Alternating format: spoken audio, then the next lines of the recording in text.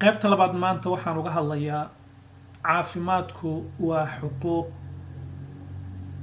qof waliba oo bini'aadam ah, qof waliba oo Soomaali ah uu leeyahay. waa xaq. It's a human right. Health is a human right. Allah subxaanahu wa tacaala wuxuu inoogu talagalay qof kastoo aadana ah oo dunidan ku noolba inuu helo nolol heer sare oo caafimaad iyo fayoobi ku salaysan. wuuna inoo sheegay wax kasta oo ku yimaada isbedel caafimaadka iyo ku yimaada in ay ka imaanayso annaga gamcahayaga waxa aynu ku kasbanna ay noqonayaan. taasi waanu ka hadli doonaa, laakiin inta aanan u gudagelin waxyaalaha gamcahayaga aan ku keensanayno iyo isbedelka ku imaanaya caafimaadkayo, waxaan doonayaa maadaama uu yahay caafimaadka uu yahay wax right ah oo human right ah, Allah subxaanahu wa tacaala rasuulku inoo soo diray nabigeena calayhi salaatu wasalaamna wuu inoo sheegay. wuxuu yidhi caafimaadku waa darajada labaad bacda al-iimaan, oo qofka marka yaqiinta uu helo waa iimaanka. maxaa yeelay qofka haddaanu yaqiin haysan oo Allah subxaanahu wa tacaala ilaahiga abuurtayba aanu aqoon, waxa weeyaan wax anfacayaaba iska yarba. laakiin qofka marka uu yaqiinta helo oo uu yahay qof allihiisii gartay makhluuq inuu yahay, dabadeedna garanaya wixii loo abuuray inuu ku dhaqmo oo u sameeyo, then asixa ama caafimaadku wuxuu noqonayaa kaalinta labaad. xadiis baa sidaa sheegaya. haddii aad su-aal ka qabtid waad baari karaysaa. marka caafimaadka darajada heerkaa labaad taagan,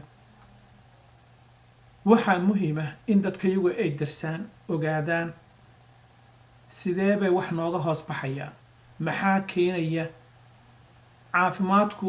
ma cudur maqan baa oo caafimaadku waxa la sheegayo ma cudur kaa maqan baa, oo markaa ma waxaynu nidhaahnaa qofku wuu caafimaad qabaa haddaanu qofka xanuunsanayn. taasi caalamkuna hore u diiday. 1948 markii la abuuraya hay-addan caafimaadka u qaabilsan way ka hadashay, oo qeexideeda ugu weynba waxay tahay in caafimaadka aanu ahayn cudur la-aantii, oo qofka aysan ahayn maxaan ku rahdaa qofku wuu caafimaad qabaa, waxa lagu gartaana ay tahay ma xanuunsano sariir ma saarna. taa ma aha. caafimaadku waa continuum, waa wax iswada haysta oo keenaya qofka in maxaan ku rahdaa uu noqdo darajaad uu marayo qofka. marka dadka iyaga Soomaaliyeed waxyaalaha runtii u baahan inaynu isweydiino waxaa ka mid ah, marka laga hadlayo caafimaadka, hadday noqoto hooyada iyo dhallaanka, halkaynu ka naal caalamku waa la yaqaan. haddii ay noqoto dhalinyarada iyo dagaaladii iyo wixii dhacay iyana dhibaatooyinka aynugu keenaan ilaa ay hadda wayna haystaan.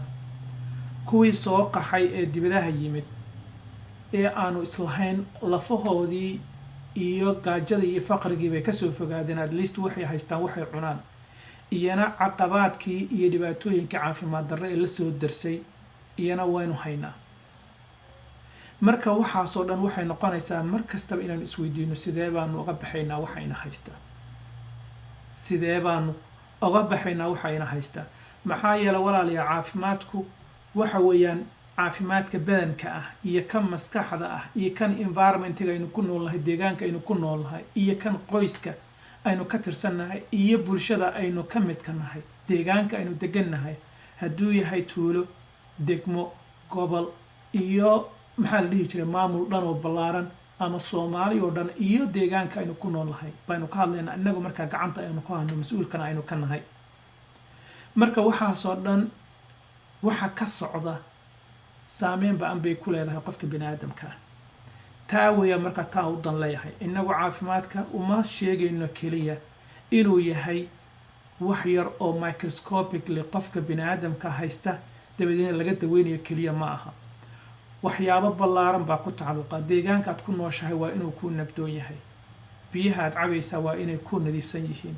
wax kasta oo markaa bini'aadamku u baahdo si uu u helo xaalaadku u baahan yahay bini'aadamka, si uu u helo caafimaad dhammaystiran baynu ka hadlaynaa. haddii aan dib ugu noqdo gabadhii 23 jirka ahayd ee xanuunada sheeganaysay, su-aasha markaa ku hor imaanaysaa waxay tahay waxaad ka fikiraysaa qofta tan xaggee laga haystaa. marka aad blood test u dirtaa oo dhiiggeeda la baaro oo dhammaan hormoneskii iyo wixii loo baahnaa laga baaro, marka maxaan ku rahaa hadday noqoto saxaradii iyo kaadidii iyo dhacaanadii kale loo baahnaa laga baaro oo x-ray la saaro, iyo maxaa la dhihi jiray waxyaabo badan oo su-aalo oo maxaan ku rahdaa laga qaado la weydiiyo, waxay kula tegaysaa deegaanka marka ay ku nooshahay, familka marka ay ka tirsan tahay, waxyaalo badan oo biological markers ama qofka biniaadamka isaga uu ku tusi kara way jiraan, waxyaabo badan oo taariikhiyan in la baaro ah, dhibabka uu qofka soo maray, meelihii uu soo maray, taariikh hidda ahaan, iyo maxaan ku rahdaa dagaaladii iyo buuqii uu ka yimid qofka in la baaro in wax laga ogaado waa loo baahan yahay. waxyaabo badan ayaa keenaya marka qofka taana waxaana haysta weeyaan. way yar tahay qof arrintiisa isla markii turbaba hor wax looga heli kara, maxaa yeelay dadka iyagu dhibaatooyin badan ayaanu la daalaa dhacaynaa. adigan physically u jooga Yurub ama Mareykan ama Canada u jooga ayaa waxaa dhici karaysa maskaxdaadu inay Muqdisho iyo Soomaaliya ay joogto, dareenkaagu inuu maqan yahay, culays badan oo aadan dhakhtarkaagana ogeyn oo adiga kuu gaaban baa jira, sir badan baa kuu qarsoon oo stress kugu haysa, mid hore kuu soo martay, mid hadda ku haysata. waxaasoo dhanna waxa weeyaan caafimaadkaaga iyo quality of life-ka qofkay wax ka bedelayaan. marka muhiimadda u danleeyahay waxay tahay dadku inay wada fahmaan quality of life-ka aanu ka hadlayna ee qofka loo baahan yahay inuu ay isu taam noqdaan. waxaa ka mid noqon doona tusaale ahaan physical environmentiga qofka uu ku noolyahay, physical statekiisa, material stateka, psychological qofka markaa ama physiological, material qofka hanti ma leeyahay. meelaha qaarkood Soomaaliya waxaa laga sheegayaa dad lacag haysta oo haddana lacagtoodii aysan waxba ku qaadan karayn, dad baa gaajo u dhimanaya iyagoo lacag haysta, sabab maxaan ku rahdaa siyaasada dhaqaale iyo maxaan ku rahdaa waxyaalo kaloo inaga inaan hadda meeshaan ugu talagelin inaan uga hadalno. dad baa maantay baqtin aan la seexanayn, kuwana waxay la soo jeedaan hurdada uga tagta xanuun dartiis. marka waxaasoo dhan ayaanu falanqayn doonaa, mid baynu u kala qaadi doonaa hadduu allaydmo.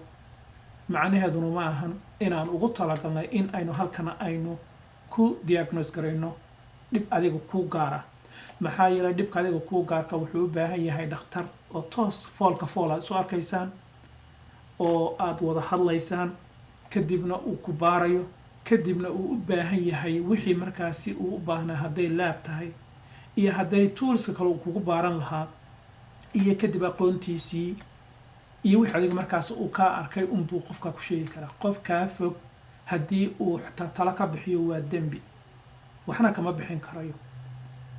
marka aniguna sababta aan uga hadlayaa waxay tahay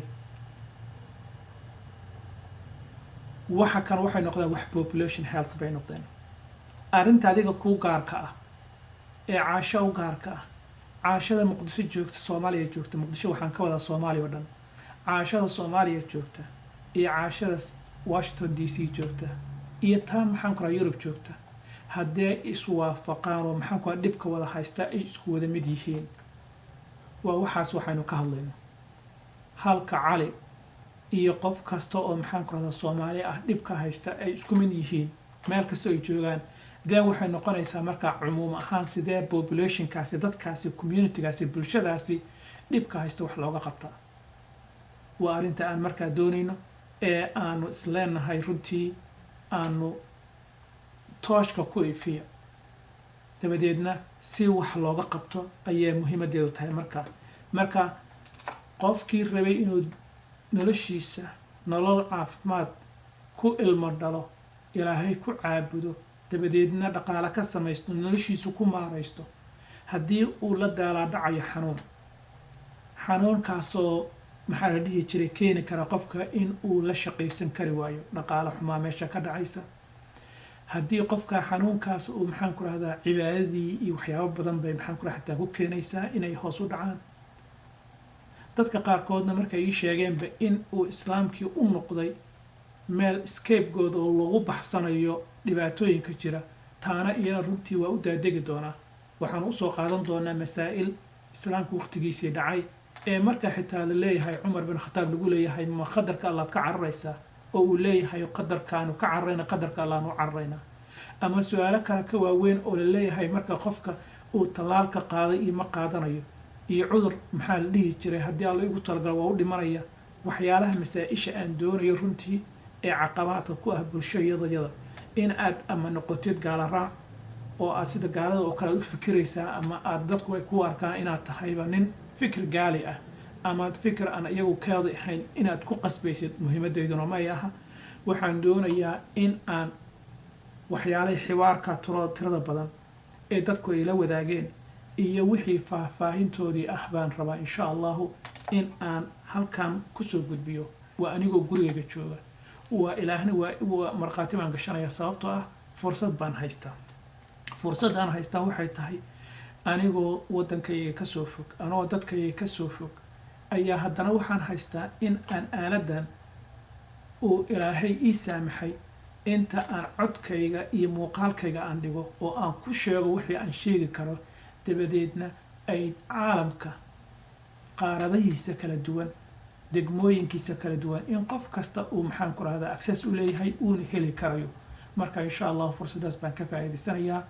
waxaan jeclahay tallaabada xigta waxay noqonaysaa markaas sidaynu ku heli lahayn the most optimal health, caafimaadka ugu habboon ee aynu raadinayno, aynu xaqa u leenahay, aynu la'nahay.